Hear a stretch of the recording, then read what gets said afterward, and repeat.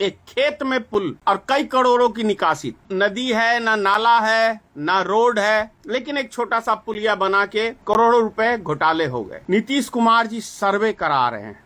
Ward सदस्य का signature चाहिए, मुखिया का सिग्नेचर चाहिए, सचिव का सिग्नेचर चाहिए, क्या कहते हैं, सरपंच का सिग्नेचर चाहिए, कर्मचारी का सिग्नेचर चाहिए। क्या है ये? आश्चर्य की बात है। क्यों चाहिए इतने सारे? उसको अपनी प्रॉपर्टी है तो सिग्नेचर।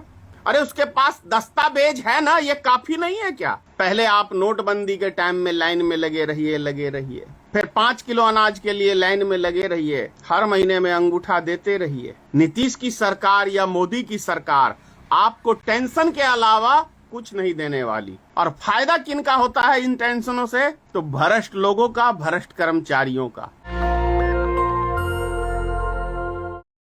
कमाल का है बिहार राज्य। अगर बिहार का इतिहास अभी का जो देखें उठा के, तो कमाल का राज्य है, कमाल का भ्रष्टाचार है। अनोखे अनोखे तरीके से यहाँ भ्रष्टाचार फल फूल रहा है।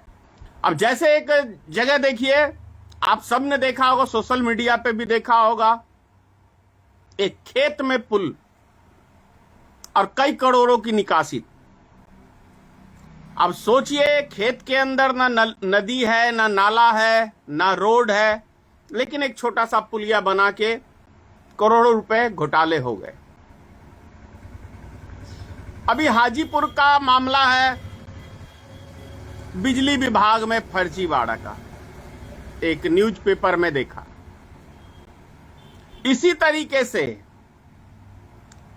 मेरे ख्याल से दवा के बिहार में एक गिरोह चल रहा है, काफी जबरदस्त गिरोह है। किस तरीके का, आप समझिए इस बात को, और आम आदमी बेहतर से समझे। जो नौकरी की ख्वाहिश रखते हैं उन व्यक्तियों के लिए ये वीडियो बहुत जरूरी है। अगर मान के चलिए कोई 20-25 साल का व्यक्ति आपको ये कहे, या 50 साल का ही कहे या 60 साल का ही कहे, जो भी हो, कि आपको मैं नौकरी दिला दूंगा 11 महीने के कॉन्ट्रैक्ट बेसिस पे, बाद में तो आपकी पक्की हो ही जाएगी, या 22 महीने या 21 महीने जो भी है, साल 2 साल के कॉन्ट्रैक्ट पे आपको मैं सरकारी स्थानों पे मतलब आपको नौकरी दिलाऊंगा। हमारी डिमांड रहेगी 2 लाख 3 लाख जैसी भी है। आपका वेतन होगा 11,000 या 12,000 ऐसे। तो वो नौजवान व्यक्ति समझें इस बात को। सबसे पहला नंबर, जो व्यक्ति नौकरी दिलाने की बात कर रहा है, कोई नौजवान व्यक्ति, तो भाई नौकरी की तो सबसे ज्यादा जरूरत उस व्यक्ति को है जो आपसे बात कर रहा है, आपको नौकरी दिलाने की, क्योंकि वो खुद बेरोजगार है। इस पॉइंट को आप समझिए कि जो व्यक्ति खुद बेरोजगार है और वो आपको नौकरी दिलाने की बात कर रहा है, उसका खुद का अपना भविष्य कोई नहीं है और आपको नौकरी दिलाने की बात कर रहा है, तो कितना बड़ा आपको मूर्ख बना रहा है। और वो दलाली कर रहा है कुछ ऐसे व्यक्तियों की जो प्राइवेट हाथों में संस्था चली गई हैं। अभी देश लेवल पे ही, बिहार में ही क्यों कहें, हॉस्पिटल में चले जाइए, विद्युत बोर्ड में चले जाइए, ब्लॉक पे चले जाइए, चाहे आप थाने पे चौकीदार को देखिए, ड्राइवर सबको देखिए, कई तरह की संस्थाएं मतलब काम कर रही हैं जो प्राइवेट जॉब करती हैं, बहुत कम पैसे में रखते हैं वो लोग। और एक कॉन्ट्रैक्ट होता है, पेपर होता है कि आपको इतने महीने के लिए ही हम रख रहे हैं, और उसके बाद भी यदि आप जाके एक मोटी रकम, जितना आप 2 साल में या 11 महीने में आप कमा नहीं पाएंगे, उससे ज्यादा आप उसको रिश्वत दे देते हैं, तो आपसे बड़ा मूर्ख, आपसे बड़ा बेवकूफ कोई नहीं हो सकता है। वो दौर था जो शिक्षक की बहाली हुई थी, सरकार ने बहाली किया था पंचायत स्तर पे, आप सबको याद होगा। तो उनकी आज पक्की नौकरी हुई है, लेकिन आपको सरकार नहीं बहाली कर रहा है। आप कॉन्ट्रैक्ट बेसिस पे कोई आपको भर्ती करा रहा है, कोई सरकार का अधिकारी नहीं है। ऐसे ही मैं जिस पंचायत में रहता हूं, इजरा पंचायत में, इस पंचायत में भी एक गिरोह काम कर रहा है। सैकड़ों आदमी का पैसा वो ठग चुका है। इस चीज को समझिए। वो खुद बेरोजगार है। एक टीम बनी हुई है 8-10 लड़कों की। डेली शाम को बियर चलता है, दारू चलती है, अय्यासी होता है, सब कर्म होता है। तो ऐसे व्यक्तियों से आप सब सावधान रहें भाई। लिखाई का मतलब यह नहीं है कि सिर्फ आपने ABCD पढ़ लिया और आ पढ़ लिया हो गया। अरे पढ़ने में एक अक्षर में कई तरह की बातें होती हैं, कई तरह का निचोड़ निकलता है। तो आप अध्ययन नहीं किए तो आपका पढ़ना बेकार है। समझ गए? कोई आपको कोई कह रहा है कि मैं आपको नौकरी दिला दूंगा, तो इस पे अध्ययन करिए आप कि यह व्यक्ति जो मुझे नौकरी दिला देगा, इतने रुपए मेरे से मांग रहा है, इतने रुपए तो मैं 2 साल इसके यहां मजदूरी करूंगा तो ये बराबर होगा। और उसके बाद मेरी नौकरी रहेगी कि नहीं रहेगी, क्योंकि वो कॉन्ट्रैक्ट है। आपने एक पेपर पे कॉन्ट्रैक्ट किया है कि मैं 11 महीने या 22 महीने या 24 महीने, जो भी है वो एक कॉन्ट्रैक्ट है पेपर पे। आप उससे अधिक नहीं, आप जोर जबरदस्ती नहीं कर सकते हैं। तो इस चीज को आपको समझने की जरूरत है। तो आप लोग ध्यान दें, इस चीज को समझिए।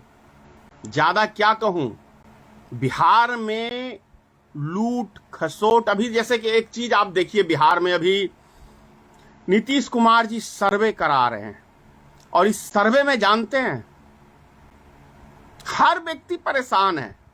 वो व्यक्ति ज्यादा परेशान है जिसकी खतियानी है, पूर्वज का जमीन है। बात समझ गए? और सरकार ने इतनी सारी शर्तें लगा दी है कि आप मतलब वो व्यक्ति परेशान ही परेशान, और नाजायज वो पैसा खर्च करने पे मजबूर हो जाएगा। वार्ड सदस्य का सिग्नेचर चाहिए, मुखिया का सिग्नेचर चाहिए, सचिव का सिग्नेचर चाहिए, क्या कहते हैं, सरपंच का सिग्नेचर चाहिए, कर्मचारी का सिग्नेचर चाहिए। क्या है ये? आश्चर्य की बात है। क्यों चाहिए इतने सारे? उसको अपनी प्रॉपर्टी है तो सिग्नेचर। अरे उसके पास दस्तावेज है ना, ये काफी नहीं है क्या? तब तो खरीद में भी आप कहो कि सरपंच की सहमति लो, मुखिया की सरपंच सहमति लो, जिला परिषद की लो, एक विधायक की लो, सांसद की लो, वार्ड सदस्य की लो।